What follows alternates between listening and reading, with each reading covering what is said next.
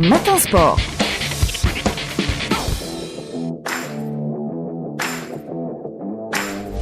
Rostom, bonjour. Bonjour Hadjal. On entame ce matin sport avec du football. Le Mouloudia d'Alger prend provisoirement la première place du classement du championnat de Ligue 1.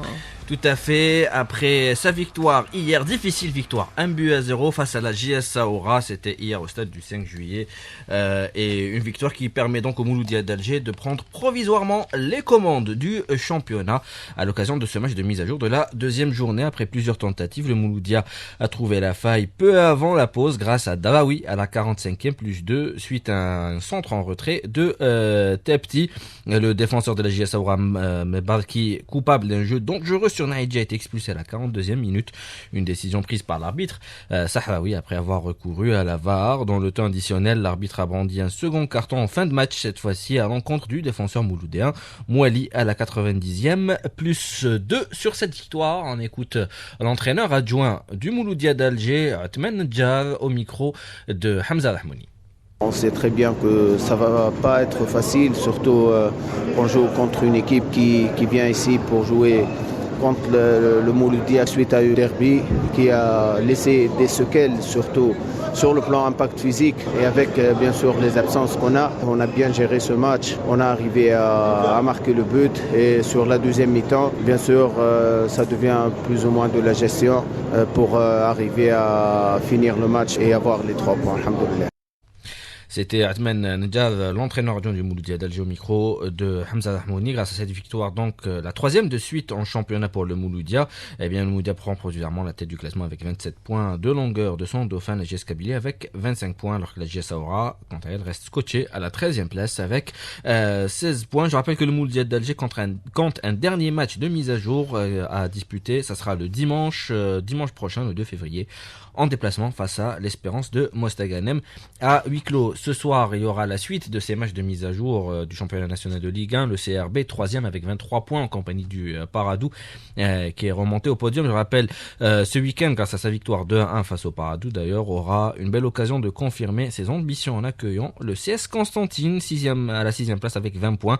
Les Belus d'Adi, dont le dernier revers concédé en championnat, remonte au 25 octobre dernier face à Magara, 1-0, devront se méfier d'une équipe constantinoise qui aspire à relever la tête à Alger. Le CS Constantine qui a été battu lors de ses 2 derniers matchs, toutes compétitions confondues, qui reste sur une défaite 1-0 en championnat le week-end dernier face au Mouloudia Club d'Al-Bayed, devra impérativement redresser la barre, d'autant que sa dernière victoire en Ligue 1 remonte au 21 novembre dernier à domicile. C'était face à l'USM Alger. Et un autre match décalé toujours en Ligue 1, il s'agit du MC Orange Shabab Riadi de Belouizdad. Tout à fait, content pour la mise à jour de la 14e journée du championnat national de Ligue 1 a été décalée de 24 heures. C'est ce qu'a annoncé hier la Ligue de football professionnel. Ainsi, cette rencontre prévue initialement dimanche 2 février se jouera le lundi 3 février au stade Miloud Hatfi d'Oran à 18h et ça sera à huis clos. Les 2 matchs de mise à jour Espérance de Mostaganem, Mouloudia d'Alger, USM Alger, USM Khenchela, comptant pour la mise à jour de la 13e journée, se joueront à leur date initiale, soit le 2 février pour Espérance de Mostaganem, Mouloudia d'Alger, et le 5 février, le mercredi 5 février pour le USM Alger, USM Khenchela. Il s'agit des 3 derniers matchs de mise à jour de la compétition avant la reprise de la phase retour du championnat prévue les 11 et 12 février prochains avec le déroulement de la 16e journée. Je rappelle donc les matchs de mise à jour qui restent, avec celui de ce soir à 19h, Shabab Riadi de Belouizdad CS Constantine, une rencontre que vous pourrez suivre en direct sur nos ondes dans Sport sur la 3 ce soir. Dimanche 2 février, la 13e journée, Espérance de Mostaganem, Mouloudia d'Alger à 16h. Le lundi 3 février, pour le compte de la 14e journée, Mouloudia d'Oran, Shabab Riadi de Belouizdad à 18h. Et à 19h le mercredi 5 février, l'USM Alger face à l'USM Khenchela. Puisqu'on parle de l'USM Alger, on va parler un peu de mercato. L'attaquant algérien Riyad Ben Ayed s'est engagé pour une saison renouvelable avec l'USM Alger. C'est ce qu'a annoncé hier le club dans un communiqué formé au Paradou. Riyad Ben Ayed, 28 ans, signe son retour en championnat après une expérience de 2 saisons avec le club de l'Espérance de Tunis avec l'équipe nationale. Riyad Ben Ayed, qui a également évolué à l'entente de Sétif, compte 2 sélections. Il s'agit de la 2e recrue hivernale du club de Sostara après l'attaquant algérien du club koweïtien Al-Arabi, Ahmed Khaldi, qui s'est engagé en décembre dernier pour 2 années et demie. On passe au basketball à présent, 13e journée du championnat Super Division messieurs, marquée par l'affiche CSC Guet Constantine Mouloudia d'Alger. Ça sera à 18h à la salle de Douera, le Mouloudia d'Alger, deuxième au classement avec 21 points en compagnie du Wydad de Boufarik, face au quatrième, le CSC Guet Constantine, avec 20 points, 1 point. C'est par seulement les deux formations. C'est l'affiche, il faut le dire, de cette 13e journée, 13e et dernière journée de la phase aller du championnat Super Division. Seul bémol, c'est que c'est un jeudi après-midi. C'est bien dommage parce que pour un match pareil, ça aurait été bien que ce match soit joué le vendredi, surtout pour le public, pour être plus présent, parce qu'à 18h ça va être très compliqué un jeudi d'aller voir ce match. En tous les cas, 18h, c'est Guet Constantine Mouloudia d'Alger. Vendredi, demain, la suite de cette 13e journée avec un beau match à Benissaf, entre le CR Benissaf qui accueille le leader, le NB Star Wali, alors que le club sportif de Tlemcen accueillera le Wydad de Boufarik.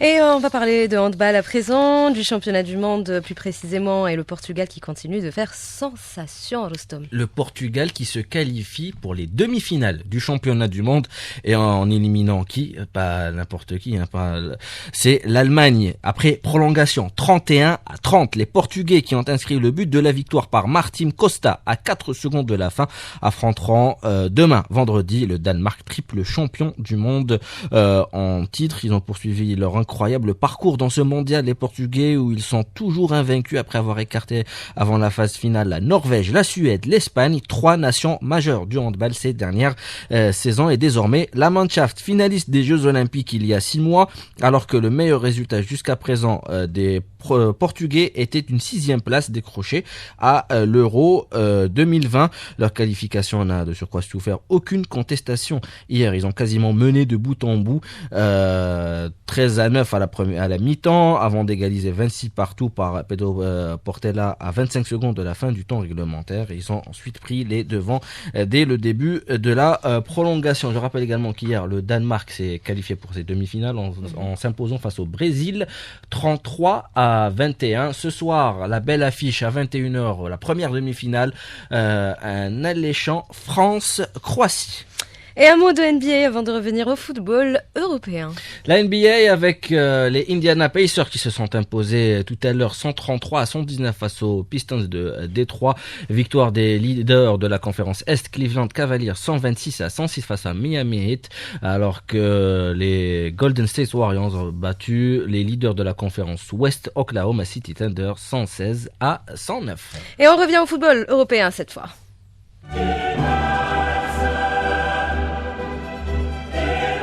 Hier, c'était la 8e et dernière journée de la phase de groupe de la Ligue des Champions avec de belles affiches, des beaux matchs. Le Real Madrid qui s'est imposé en déplacement 3-0 face à Brest. Manchester City qui réussit à se qualifier pour la phase des barrages après sa victoire 3-1 face au club de Bruges, tout comme le PSG qui s'est imposé 4-1 face à Stuttgart. Liverpool qui a connu sa première défaite de la saison en Ligue des Champions en s'inclinant en dehors de ses bases face au PSV Eindhoven 3-2, match nul 2 buts partout entre le FC Barcelone et l'Atalanta à Bergame. Lille qui a écrasé le Feyenoord Rotterdam 6-1. Le Bayern de Munich qui passe également pour la phase des barrages en battant 3-1 les Slovan Bratislava. Dortmund avec un très beau but, le 3e but de Rami Bensebaini, s'est imposé 3-1 face au Shakhtar Donetsk, alors que l'Inter de Milan s'est imposé largement 3-0 face à Monaco. À retenir également la victoire 2-1 d'Arsenal en déplacement face à Gérone. Les 8 qualifiés pour les 8e de finale directement, c'est Liverpool, Barcelone, Arsenal, l'Inter de Milan, l'Atlético Madrid, le Bayer Leverkusen, Lille et l'Aston Villa. Et puis les barragistes, il y aura du beau monde à l'Atalanta Bergame, Dortmund, le Real Madrid, le Bayern de Munich, le Milan AC, le PSV Eindhoven, le PSG, Benfica, Monaco, Brest, le Feyenoord Rotterdam, Juventus, Celtic, Manchester City, Sporting Portugal et le club de Bruges. Les 8 premiers donc sont directement qualifiés pour les huitièmes de finale et les clubs classés de la 9e à la 24e place joueront des barrages d'accession aux huitièmes de finale dont le tirage au sort aura lieu demain vendredi et les équipes classées au-delà de la 24e place jusqu'à la 38e place sont éliminées. Et on espère que nos auditeurs ont bien absorbé toutes ces informations. Merci Rostom Yahya Cherif. Oui, une chanson coup de cœur aujourd'hui? Bien sûr, une très belle chanson d'un groupe néo-zélandais pas très connu, Retro Valley Good Chat.